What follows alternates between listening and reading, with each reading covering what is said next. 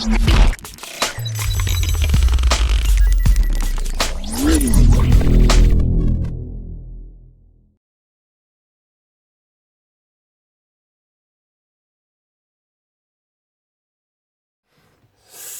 à tous, on se retrouve aujourd'hui pour une nouvelle vidéo de déballage avant test de notre petit Motorola, un Motorola G8 Powerlite. Donc la gamme Power dit batterie. Donc normalement c'est un téléphone qui a une grosse batterie.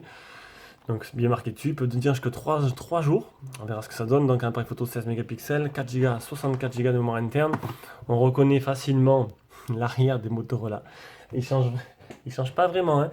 Même la gamme précédente, c'était voilà, c'était pareil. Ils ont vraiment fait beaucoup de déclinaisons de ce téléphone. Un peu trop peut-être. Un peu trop. Donc là, il n'y aura pas le trou dans l'écran, il y aura une simple encoche, un téléphone un chouïa moins cher, de 20 à 30 euros moins cher que le G8 que vous avez pu voir sur la chaîne précédemment. Donc c'est un téléphone qui m'a été prêté par Motorola par le biais du Café du Geek, notre partenariat avec le Café du Geek. Donc c'est un média social où ils testent les téléphones, où ils sont en partenariat avec pas mal de youtubeurs. Et du coup, j'ai mis tous les liens si vous voulez aller voir un peu ce qu'ils font. Dans toutes les descriptions, ça y est. Donc on aura les écouteurs Motorola, on aura un chargeur. On aura le chargeur plus le câble de rechargement type C. Donc une boîte toute simple. Dans la conception aussi d'ailleurs. Hop. Allez, on va allumer la bête. Alors le temps qu'on l'allume, on va aller voir les quelques caractéristiques du téléphone. Non, ça c'est le Motorola. Hop, c'est l'autre, OnePlus. OnePlus 8, alors on aura un écran 6,5 pouces avec encoche. Donc pas de trou dans l'écran dans celui-là. Hein. Un poids de 200 grammes, la batterie doit être plus grosse. On aura 9,2 mm d'épaisseur, un Helio P35. Donc le choix de processeur, c'est de mettre un Mediatek dans celui-là. Ça, mais c'est pas un 103 000 en tout, c'est pas foufou. Hein. C'est vraiment pas foufou. On aura 5000 de batterie. Il ne sera pas 5G. Par contre, il serait full band. Full band, alors que l'autre, il lui manquait la bande de B28. D'après Kimobil, hein. J'ai pas encore trop approfondi tout ça. Un appareil photo 16 mégapixels et 8 à l'avant. Voilà pour les caractéristiques rapides de ce téléphone. On aura un peu plus en profondeur durant le test. Non, c'est un téléphone qui va pas casser des briques. Ce sera un téléphone qui sera vraiment classique, qui sera là pour l'autonomie, pour ceux qui veulent un téléphone un petit budget. Allez, hop, débrayage avec l'empreinte. L'autre Motorola, j'ai fait l'empreinte, j'ai carrément oublié de vous montrer. De toute façon, je ferai ça durant le test, c'est pas un problème. Appuyez sur le capteur.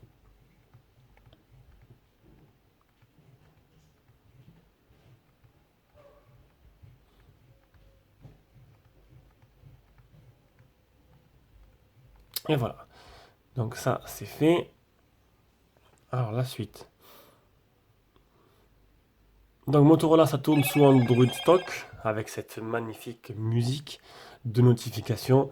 On peut voir que les bordures ne sont pas des plus optimisées. Le menton, il est assez gros. J'ai l'impression d'avoir fait un bond en arrière. Oui, je suis pas fan, ça s'entend. Je suis pas très fan des Motorola. Ils prennent pas de risques, ils sortent des modèles qui sont un peu quelconques. Il n'y a que le dernier qui va sortir, le Edge, qui va peut-être... c'est du haut de gamme. On l'a vu en photo, elle ressemble un peu au Vivo Nex 3 de chez Vivo. Donc là, on a quelque chose de assez simple. Hein. Ils auraient pu quand même faire un effort sur la conception du téléphone. Je pense que c'était plutôt pour le rapport prix. Donc on aura du Android stock simple, sans aucun rajout. Quelques petites... il y aura les gestures, il y aura quelques petites fonctionnalités propres à Motorola. On sera sur une version du téléphone.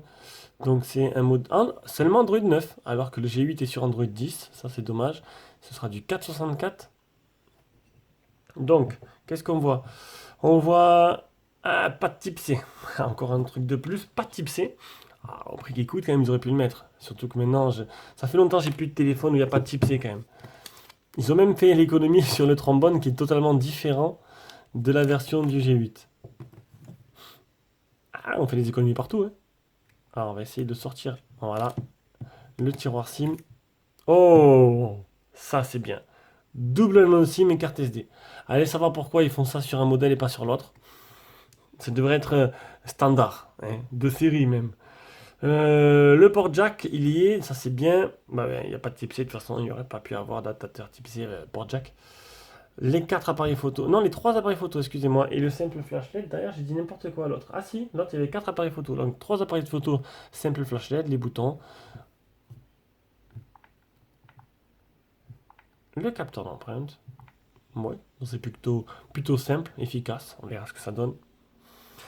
Voilà. Bon, après, l'Antutu n'est pas exceptionnel. 103 000. Alors, on va se mettre en 16 neuvième. Même le logiciel, l'interface est moins belle que sur la version G8. Alors, peut-être qu'il y aura une mise à jour, hein, avec l'avenue. Peut-être qu'il y aura une mise à jour avec Android 10.